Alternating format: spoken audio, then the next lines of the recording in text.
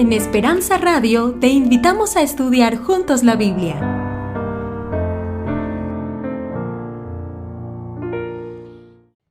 Muy buenas noches. Vamos a tener una oración en esta hora y vamos a prepararnos para el estudio de esta noche. Oremos. Bendito Padre Celestial, te damos gracias por tu amor, por tu misericordia, por el cuidado que has tenido de nosotros hoy. Yo te suplico, Padre, que en esta hora ellos puedan ver tu rostro. Que yo no tenga nada que decirles a ellos y que tú tengas mucho que hablarle a su corazón en esta hora. Gracias por tu amor, en el nombre de Jesús. Amén. Ok, mis hermanos, el propósito de esta noche es que tú aprendas cómo cambiar tu mundo. Yo sé que tú no estás contento por el estado en que está viviendo tu ciudad, tu barrio, tu pueblo, tu matrimonio, tu familia. Yo sé que tú desearías algo mejor, ¿no es verdad? Pues hay una manera de cambiar tu vida, tu matrimonio, tu familia e incluso tu ciudad. Y eso es lo que vamos a estudiar hoy. Yo les invito a ustedes a buscar en Mateo capítulo 9, comienza una historia allí en capítulo 9, pero que no vamos a estudiar la historia. Solo quiero que nos concentremos allí en el capítulo 9, versículo 1, porque allí en capítulo 9, versículo 1 de Mateo, hay algo que me impactó desde que lo leí por primera vez. Dice allí en el versículo 1, y lo tenemos en pantalla también para los que no traen Biblia, entonces entrando Jesús en la barca, pasó al otro lado y vino a su ciudad. ¡Wow! ¿Nunca estás preocupado tú por eso? A mí me gustan los detalles de la Biblia. Y cuando hay un detallito así, yo me tengo que parar y meterme hondo allí hasta que yo no descubro qué pasa. ¿Cómo es que Jesús tenía una ciudad en este mundo? Y yo sé que usted me diga, ay pastor, pero por favor. Claro que sí. Belén, porque nació allí en Belén. ¿Verdad que sí? Pero lo tremendo es que realmente Jesús había nacido allí y nosotros siempre decimos que nuestra ciudad pues es donde nacimos. Si tú me preguntas ahora mismo, yo te digo, yo soy cubano, pero yo soy de Camagüey. ¿Por qué? Aunque te hable como de otro país o de otra patria pequeña, Camagüey es la ciudad donde yo nací. Esa es mi patria chica. Y tú dices, ¿tú eres de dónde? Yo de Cuba. Pero segundamente te digo de Camagüey. Y cuando le pregunto a un cubano que se me encuentro por ahí, ¿de dónde eres? De Holguín, de La Habana. Y yo soy de Camagüey. Así que uno dice, bueno, si él nació en Belén, pues entonces esa es su ciudad. Pero el asunto es que en ese capítulo 9, versículo 1, no se refería a Belén. Entonces usted puede decir, pues sencillo, seguramente se está refiriendo a Nazaret, porque allí fue donde se crió. Y eso también nos pasa a muchos de nosotros, que nacimos en una ciudad, pero nos criamos en otra. Y en esa otra es donde crecimos, tuvimos nuestra primera maestra, que no se nos olvida, ¿verdad? Nuestros primeros amigos, aquellos que no hemos podido sacar del corazón, aunque la distancia y el tiempo nos ha separado. Ese lugar donde crecimos, donde nos hicimos adolescentes, donde tuvimos nuestra primera novia, ¿verdad? Eso no se nos olvida, esa ciudad. Y a veces, aunque no nacimos allí, decimos, bueno, yo nací en tal lugar, pero mi ciudad es tal. Y bueno, pues Jesús, aunque nació en Belén, lo cierto es que nació y creció, su adolescencia, su niñez, la pasó en Nazaret. Así que usted pudiera decir, bueno, pues seguramente entonces es Nazaret. Pero cuando analizamos ese texto, tampoco está hablando de Nazaret. Y entonces usted diría como una tercera opción, bueno, pues entonces es Jerusalén. Porque Jesús es Dios y Jerusalén es la ciudad de Dios. ¿Sí o no? Pero tampoco está hablando de Jerusalén. Hay tres situaciones que ocurren en esas tres ciudades que pudieron haber sido la ciudad de Jesús, que le invalidaron para ser la ciudad de Jesús. Por ejemplo, vamos a empezar por Belén. Dios tuvo que ordenarle a José que se llevara al niño porque lo querían matar, ¿sí o no? Y además, allí lo estuvieron persiguiendo y persiguiendo hasta que lo mataron en Jerusalén. ¿Verdad que sí o no? ¿Cuántas veces tuvo que huir Jesús de Jerusalén? Muchísimas veces. Hasta que al final él solito vino porque había llegado su tiempo, ¿verdad que sí? Y era necesario ir a Jerusalén y ser matado, entregado a los escribas y los sacerdotes y ser matado y resucitar al tercer día. Así que Jerusalén se descalificó como la ciudad de... Además, ¿qué fue lo que sacó de Jerusalén a Jesús? ¿Saben qué? La religiosidad, la tradición. Miren, la religiosidad y la tradición siempre serán un freno para el evangelio práctico y de relación que Jesús vino a enseñar. Porque el ministerio de Jesús, ¿cómo era? Emmanuel, Dios con nosotros. Y aquella gente de Jerusalén se hicieron tan religiosos que sacaron a Jesús. Y solo se quedaron con aquellas ritos, con aquellas religiosidad de ellos.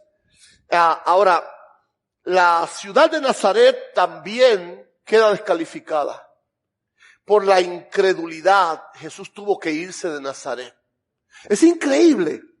Jesús llega, lo dice en Lucas 4:16. Dice, y llegó a Nazaret donde se había criado. Y como era sábado y su costumbre era ir a la sinagoga, él fue a la sinagoga. Y se levantó a leer. Fíjense, los líderes de la sinagoga los reconocían como maestro. Y el líder de la sinagoga le puso los rollos en la mano para que él los leyera. Y ahora él lee un texto de Isaías que era una profecía que hablaba de él mismo. Y ahora Jesús le dice a sus amigos, a sus hermanos, porque creció con casi toda esa gente.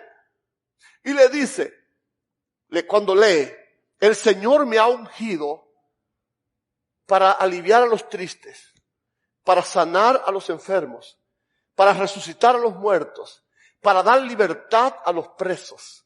Y luego enreda el rollo nuevamente y le dice a su familia, a sus amigos, esa profecía se ha cumplido hoy delante de sus ojos. Si yo fuera Jesús y viniera y dijera esas palabras aquí, ¿qué dirías tú? Pues muy bien, mire, yo estoy enfermo, sáneme.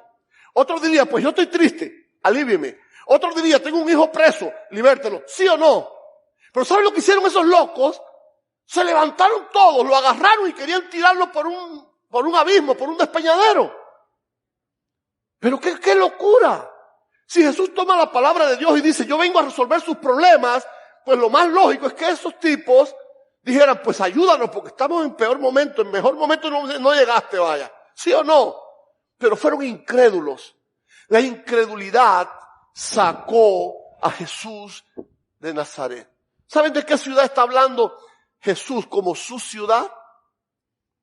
Mire, la Biblia tiene 4 evangelios, pero hay 3 que se llaman o le dicen evangelios sinópticos. Esto viene del griego que significa vistos con un mismo ojo. Es decir, usted lee el evangelio de Mateo, Marcos y Lucas y parece que están contando lo mismo. Y a veces hay gente que me dice, ¿y para qué están esos 3 evangelios si más o menos dicen lo mismo? Es que fíjense, hay detalles que uno da que el otro no da. Y cuando usted lo compara uno con el otro, pues usted se enriquece. Y entonces precisamente eso es lo que nos va a ayudar en este momento. Si vamos allá al evangelio de Marcos capítulo 2, y en el versículo 1, dice allí, y ahí vamos a ver cuál es la ciudad de Jesús. Versículo 1. Y vamos a leer también el que sigue, el 1. Dice, entró Jesús otra vez en Capernaum. ¿A dónde fue Jesús? A Capernaum. Y después de algunos días se oyó que estaba ¿dónde? En casa. Así que la ciudad de Jesús en esta tierra era Capernaum. Y en Capernaum tenía una casa. Los evangelios, te das cuenta que fue en Capernaum donde Jesús hizo más milagros. Hasta el punto que luego los de Nazaret, celosos, Le dijeron, ¿cómo es que en Capernaum haces tantos milagros y aquí no has hecho ninguno? Es que usted me tuve que ir huyendo de allí. Cuando les dije a los que había venido casi me matan, ¿sí o no? Ahora, ¿qué tenía de especial Capernaum para que Jesús lo hiciera su ciudad? ¿Quiere que le dé un detalle interesante, una curiosidad de Capernaum? Miren, vamos a hablar de la educación judía. La educación judía, bueno, déjeme decirle primero que Capernaum es un pueblito que está al lado del mar de Galilea, es un pueblito de pescadores. Ahora, la educación judía es muy especial. Nace el niño judío y a los 8 días de nacido tienen que circuncidarlo y presentarlo en el templo.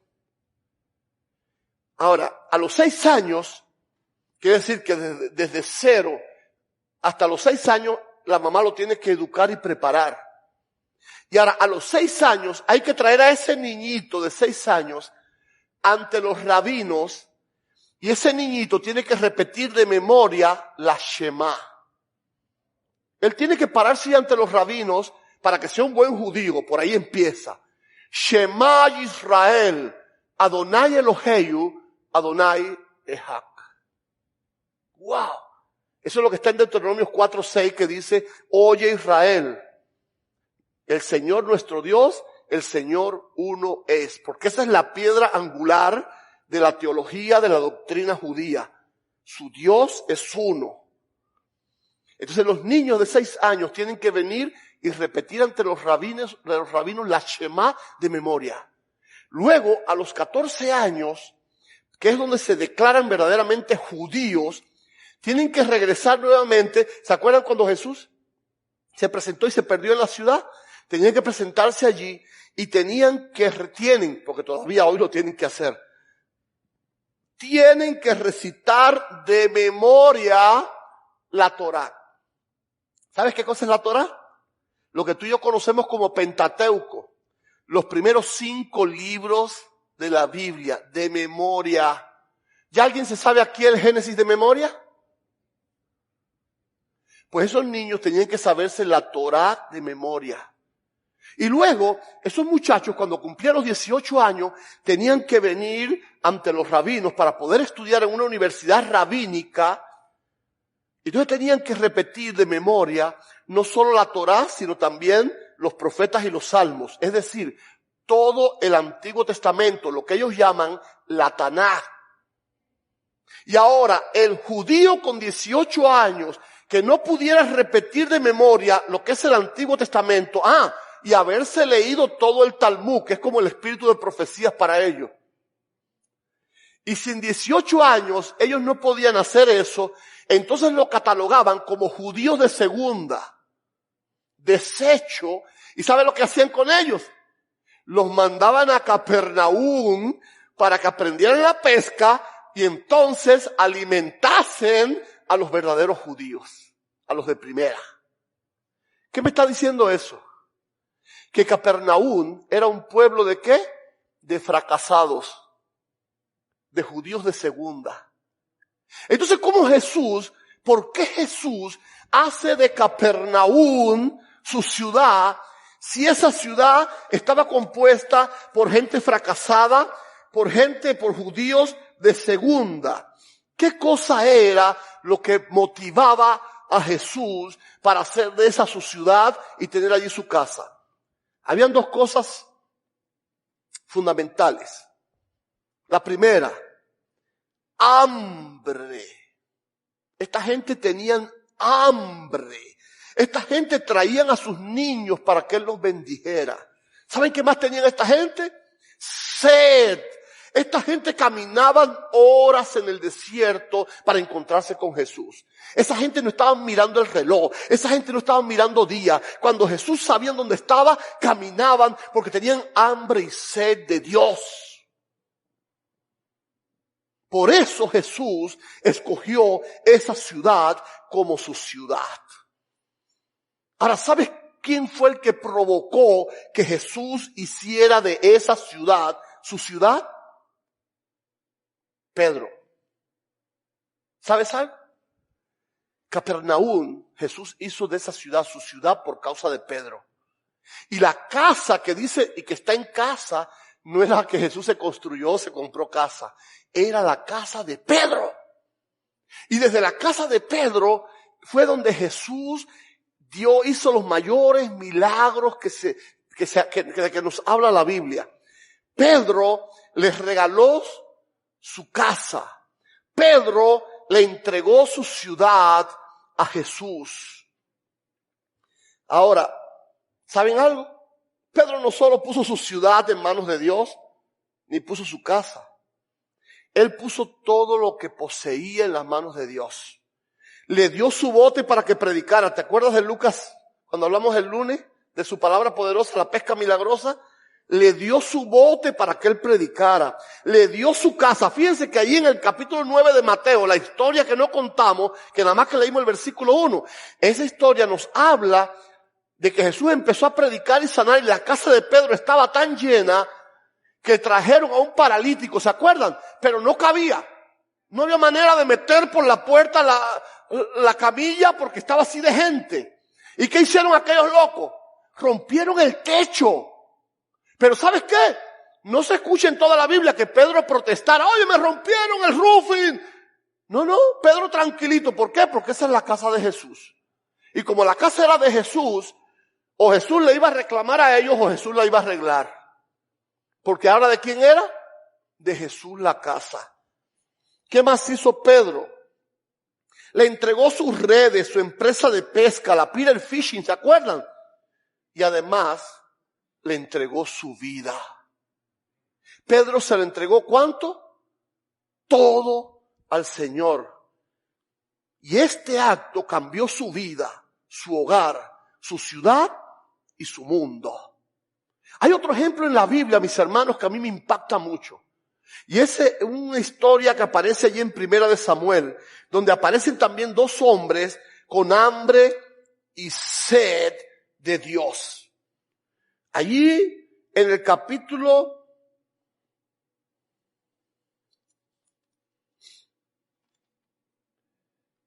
19 de Primera de Samuel, a partir del versículo 18, vamos a leer esto.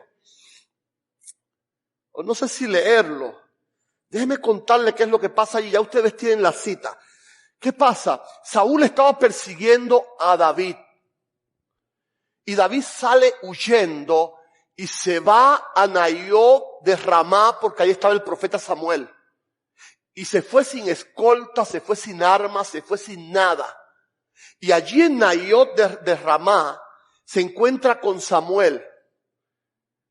Y por encontrarse allí, los dos hombres con más hambre y sed de Dios que ha conocido la historia, dice la Escritura que el Espíritu de Dios estaba sobre la ciudad. ¿Se dan cuenta ustedes? Porque decimos, ay, Las Vegas es ciudad de pecado, hay corrupción, no sé cuánto. Pero porque tú quieres. Porque si hubiera un solo hombre con hambre y sed de Dios en esta ciudad, el Espíritu de Dios iba a estar sobre esta ciudad. Y fíjense qué importante. Estoy contando esa historia, pero pueden buscarla en honor al tiempo. Que ahora viene un chismoso y le dice a Saúl, oye, esta es tu oportunidad. Samuel está con David en Ramá, en la ciudad de Naiot. Y están sin armas, sin guardaespaldas, sin nada. Y Saúl, que andaba endemoniado, dijo, pues esta es la oportunidad de matar a dos pájaros de un tiro. Y mandó una comitiva de soldados. Y dice que cuando los soldados rodearon allí a Samuel y a David, el Espíritu Santo vino sobre la partida de soldados y soltaron las armas y empezaron a profetizar. Y alguien llega con la noticia a Saúl y le dice, mira, la gente tuya los tenía rodeaditos, los pudo haber matado a los dos, y lo que hicieron fue soltar las armas y empezaron a alabar y a profetizar allí. Y Saúl se encoleriza y manda otra partida de gente escogida, de gente más cruel, de gente más brutal. Se maten lo que voy a pagar bien. Y esa gente viene dispuestos por la recompensa. Dice el Espíritu de Profecía que ni siquiera eran soldados hebreos, eran de los mercenarios de árabes y de otros lugares que peleaban por él. Y esa gente sí no entendían, vamos a matarlo. Y cuando llegaron allí, que levantaron sus armas, también soltaron las armas y empezaron a profetizar. Y cuando le llegó la noticia a Saúl, Saúl dijo, espérate. Si tú quieres un conejo para la cena, mátalo tú mismo. Él dijo, si quieres un trabajo bien hecho, hazlo tú mismo. En definitiva, están ellos dos solos. Se montó en el caballo, agarró su espada y fue a matar a David y a Samuel. Y dicen que todavía ni siquiera había llegado a donde estaban ellos, y el Espíritu Santo lo tiró y le quitó sus ropas reales, y dice que estuvo alabando y profetizando desnudo todo el día. ¡Wow! ¿Se dan cuenta ustedes qué ventaja es tener hambre y sed de Dios? Decir a Jesucristo, toma el control de mi vida, de mi matrimonio, de mi familia, de mi ciudad. Pero vamos a volver con Pedro. Vamos a volver con Pedro porque esto nada más se lo dije para que vean que no es un asunto de casualidad, de que con el asunto de que Pedro fue una casualidad. No, también con David y Samuel se dio el asunto. Y ahora Pedro le entrega todo a Jesucristo. ¿Y qué pasó con Pedro? Bueno, pues te voy a dar algo de lo que pasó con Pedro por haber hecho esto maravilloso. Miren, mis hermanos, porque hay alguien tremendo. Escuché a alguien predicar hace poquito diciendo que Pedro nunca dejó la Peter Fishing. Que él, aunque siguió a Jesús, su compañía siguió trabajando. Y eso es mentira. Pedro lo entregó, ¿cuánto? Todo. Y eso nos lo demuestra allí en el libro de Mateo 19. En Mateo 19, vamos a ver qué nos dice la lectura allí. Allí en Mateo 19, Jesús, después que se encuentra con el joven rico, y Jesús se ve como con tristeza ese hombre se va sin alcanzar la salvación, dice, qué difícil es para un rico entrar en el reino de los cielos. Es más fácil que entre un camello por el ojo de una aguja antes que un rico se salve. Y ahora esa pregunta motivó a Pedro, que era alguien que estaba muy siempre a la viva allí. Y ahora él le hace una pregunta en el versículo 27 y le dice, entonces respondió Pedro y le dijo, he aquí nosotros lo hemos dejado, ¿cuánto? Todo. ¿Tú crees que si Pedro no lo hubiera dejado todo, se hubiera parado ante Dios a decirle, yo lo dejé todo?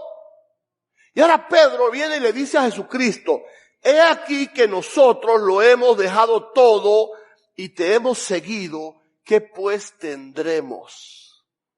Así que Pedro sí lo dejó todo, ¿sí o no? Y ahora Pedro lo deja todo. Me gusta la respuesta que Jesús le da, porque hay gente a quien le estamos diciendo, desde que hablamos a la orilla del camino, y hoy insistimos en lo mismo, que tú tienes que dejarlo todo para dejar a Jesucristo. Lo primero que tienes que dejar es tu incredulidad, tu miedo, y venir a Él con la seguridad de que Él va a cambiar tu vida. Ahora miren, primero déjenme decirles lo que Jesús le responde. Y Jesús le dijo en el versículo 28, de cierto os digo que en la regeneración, cuando el Hijo del Hombre se siente en el trono de su gloria, vosotros que me habéis seguido, también os sentaréis sobre 12 tronos para juzgar a las 12 tribus de Israel. Había un lugar de reino, un trono para cada uno. Pero si a alguno le parece que eso está un poco lejos, porque ¿cuándo va a venir Jesús? Dicen los humanos. Yo sé que viene pronto, ¿oíste? Pero la gente dice, ¿cuándo va a venir para que yo reciba eso? Pero todavía Jesús dice diciendo, y cualquiera que haya dejado casa, su hermano o hermana, o padre o madre o mujer, o hijos o tierras por mi nombre, recibirá aquí 100 veces más, y por si fuera poco, como propina, heredará la vida eterna. ¿Vale la pena dejarlo todo? Ahora, ¿quedó claro que Pedro sí lo dejó todo?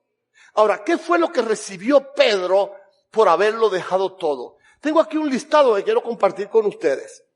En primer lugar, lo que Pedro ganó cuando le entregó todo a Jesucristo es que tuvo el privilegio de que el Rey del universo viviera con él. Y yo no sé si eso qué te parece, pero para mí es maravilloso dormir sabiendo que Jesús está durmiendo dentro de mi casa. Levantarme y saber que Jesús está levantando conmigo. Imagínate, Pedro se sentaba para desayunar, ¿y quién se sentaba ahí en la esquina, en la cabecera de la mesa? Jesús a desayunar con él. ¡Qué bendición! Si se le enfermaba la suegra, pues se le sanaba porque Jesús estaba allí, ¿sí o no? ¿Qué problema podía haber en el matrimonio, en la familia, si Jesús estaba viviendo con él? Así que se dan cuenta, yo creo que con ese privilegio ya no hacía falta más ninguno. Pero como él lo dio todo, ahora Jesús también se lo da todo. De los 12 discípulos, solo 3 estuvieron en el monte de la transfiguración. ¿Se acuerdan? Uno de esos fue Pedro. Solo 3 presenciaron cómo resucitó a la hija de Jairo. Uno de esos 3 era Pedro. El único que caminó sobre el agua, no solo de todos los discípulos, sino de todos los humanos. ¿Sí o no? Después de Jesús, claro, ¿verdad? Porque cuando Jesús caminó también era hombre. Pero después de Jesús, el único que caminó sobre el agua, ¿cómo se llama? Pedro. Dice las Escrituras que sanaba con su sombra. Pasaba y los enfermos los acostaban en la calle. Como Pedro a veces estaba tan ocupado, iba hacia el templo y la gente dijeron, no vamos a molestarlo, solamente vamos a poner aquí en la calle los enfermos. Y cuando él pasaba, su sombra los sanaba. ¿Saben ustedes que Pedro fue el primero y el único de 2 que lo pudieron hacer, que resucitó muertos? Pedro resucitó, ¿se acuerdan? Tabita o Dorcas, como la conocemos. Pablo también a Eutico, aquel que se quedó dormido y se cayó, pero eso fue incluso después. El primero que lo hizo, ¿quién fue? Pedro. Resucitó muertos. ¿Qué más recibió? Sanaba con la palabra. ¿Se acuerdan de aquel cojo que estaba en la puerta de la hermosa? Estaba pidiendo dinero y Pedro, pobrecito Pedro, no tenía ni una cora, pero tenía algo más importante. Llegó y le dijo, no tengo plata ni oro, pero lo que tengo te doy. En el nombre de Jesucristo, levántate y anda. Hay una anécdota tremenda de Inocencio III que llamó a uno de los teólogos de la iglesia, Santo Tomás de Aquino, y lo paseó por todo el Vaticano y le mostró todo el oro y todas las maravillas que ya tenían. Y le dijo, mira Tomás, ya la iglesia no puede decir no tengo plata ni oro. Y Santo Tomás de Aquino le dijo, sí, pero tampoco podemos decirle a los enfermos, levántate y anda. Ahora tenemos mucho dinero, mucha en tesorería, pero ¿cuánto tenemos de Cristo para sanar, para aliviar el dolor de los que nos rodean? ¡Wow! Pedro lo tenía. Y hay algo interesante. Te voy a hacer una pregunta. ¿Quién paga tus taxes? ¿Hay alguien que cuando llegan los momentos de pagar los taxes viene y dice, no, tranquilo, yo te los voy a pagar? ¿O lo tienes que pagar tú mismo? Bueno, ¿sabes qué? Pedro, cuando lo dejó todo, fue al único al que Jesús le pagó los taxes. ¿Quieres que te lo demuestre con la Biblia? Vamos allá al capítulo 17 de Mateo. Capítulo 17 de Mateo. Y dice el versículo 24. Cuando llegaron a Capernaum, vinieron a Pedro los que cobraban los 2 dracmas y le dijeron, ¿vuestro maestro no paga las dracmas? Y Pedro comete un error y se adelanta y dice, sí, él sí paga. Y antes de entrar en la casa, Jesús le pregunta a Pedro, ¿qué te parece, Simón? Los reyes de la tierra, ¿de quién cobran sus tributos o los impuestos? ¿De sus hijos o de los extraños? Y Pedro respondió, de los extraños. Jesús le dijo, luego los hijos están exentos, ¿verdad? Pero dice en el 27, sin embargo, para no ofenderles, ve al mar y echa el anzuelo y el primer pez que saques, tómalo y al abrirle la boca hallarás un estatero. Tómalo y dáselo por mí y por ti. ¿Quién pagó los impuestos de Pedro? Jesús. A veces me da dolor cómo veo a la iglesia sufriendo y sus fuerzas no alcanzan. El mundo en el que estás viviendo no te hace feliz a ti, ni puede ser feliz a más nadie. Pero el ejemplo de Pedro me dice que tu vida puede cambiar. Tu matrimonio puede cambiar. Tu familia puede cambiar y tu ciudad puede cambiar si tú le entregas todo a Jesús. Tu compañía, tu vida, tu matrimonio, tu familia y tu ciudad. Todo va a cambiar si tú permites que Jesucristo hoy tome el control de tu vida. La ciudad de Capernaum, como te acabo de contar, era una ciudad de fracasados, de ciudadanos de segunda. Y nunca otra ciudad vio tantas maravillas como esa pequeña ciudad de pescadores.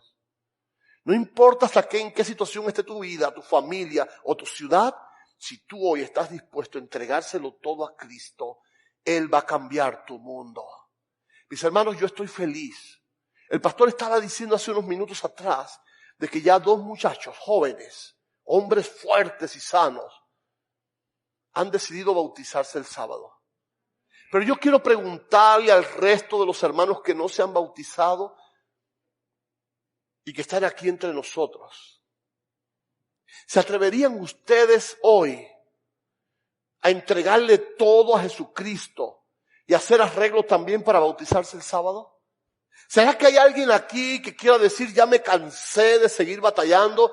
Porque en definitiva, espérense, ¿qué fue lo que entregó Pedro? Es verdad que lo entregó todo, pero ¿qué entregó? ¿Una compañía que no pescaba? ¿Una vida que no valía para nada? ¿Una familia que era un desastre? ¿Una casa que cuánto pudiera valer aquella pobre cabaña de pescador? Pero sin embargo Pedro no solo recibió todas esas bendiciones, sino que Pedro está esperando un trono para juzgar a las 12 tribus de Israel cuando el reino de Dios se manifieste. ¿Sí o no? ¿Tú te atreverías a decirle a Jesucristo, toma el control de mi casa? Vamos a escuchar a los hermanitos que nos traigan la alabanza en esta hora. Y yo quiero ver a los hermanos que no se han bautizado, los que están entre nosotros. No me importa la edad que tengas, si tienes 8, 20, 15, 35, 40, 60. Hoy es tu día. Vamos a tener bautizos el sábado y tú no deberías perdértelo. Hay 2 valientes que ya dijeron, soy de Cristo y el sábado voy a dar testimonio. Si hay alguien que quisiera que le ayudemos de aquí al sábado, porque siente que su corazón debe hacer lo mismo que Pedro, para que su vida, su mundo, su familia cambie, su ciudad, todo cambie, póngase de pie mientras sus hermanos cantan. Y mientras ellos cantan, usted se va a poner de pie como señal de que usted quiere ser bautizado, que le ayudemos y que el cielo le ayude. Y entonces al final del canto vamos a tener una oración por ti, para que esa decisión que tomes hoy, Dios pueda premiarte, Dios pueda bendecirte. Voy a repetirlo otra vez porque a veces mi español de Cuba parece que no lo entiende. Si tú quieres tomar tu decisión para bautizarte el sábado, ponte de pie mientras mi hermanita canta. Porque cuando ella cante y tú te pongas de pie, yo voy a orar por ti para que la iglesia, el cielo y yo mismo en persona te pueda ayudar a que logremos esa victoria en tu vida y tu mundo pueda cambiar de una vez y para siempre. Dios te bendiga.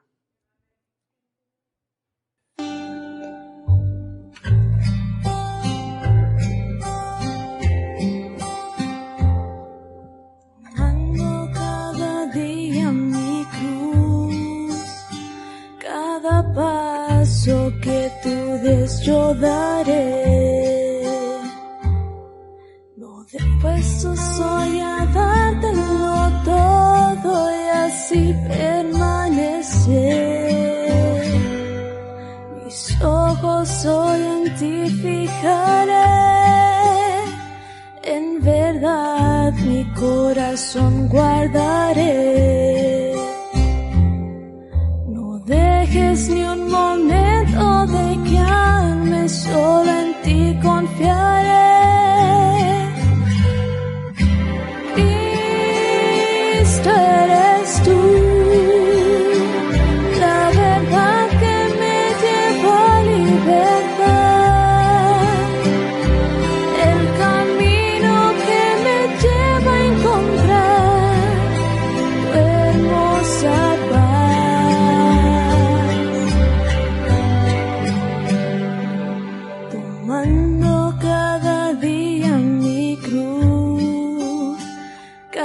Cada paso que tú des yo daré. Dejes ni un momento de guiarme, solo en ti confiaré. Cristo eres tú, la verdad que me lleva a libertad, el camino que me lleva a encontrar tu hermosa paz. Cristo eres tú, la verdad que me lleva a libertad, el camino que me lleva a encontrar tu hermosa paz.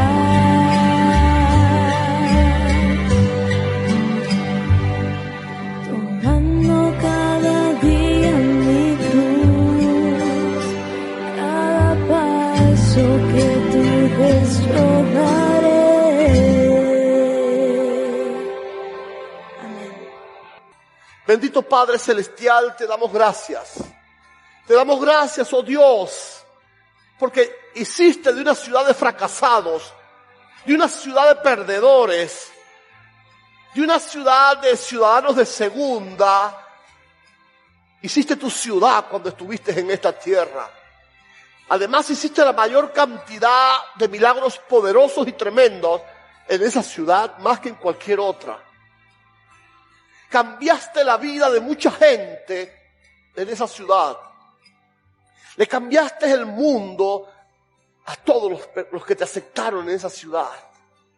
Dios mío, estamos en una situación parecida. Estamos viviendo en una ciudad de fracasados. Somos ciudadanos de segunda. Nuestro mundo anda mal, chueco. Nuestro matrimonio, nuestra familia, nuestros negocios, nuestra economía, nuestra vida, nuestras relaciones con los demás, todo anda mal. Nuestro mundo está mal, Dios. Pero hoy nos estamos poniendo de pie para entregártelo todo como lo hizo Pedro. Porque queremos que nuestro mundo cambie. Queremos bendición para nuestra vida. Queremos bendición para nuestro matrimonio. Queremos bendición para nuestra familia. Bendice esta iglesia. Que al salir por esa puerta, Padre, yo lo haga con la seguridad de que estoy dejando a toda esta mi familia bajo la protección y la bendición y el poder del Espíritu Santo. Gracias por tu amor. Tráenos de vuelta mañana. En el nombre de Jesús. Amén.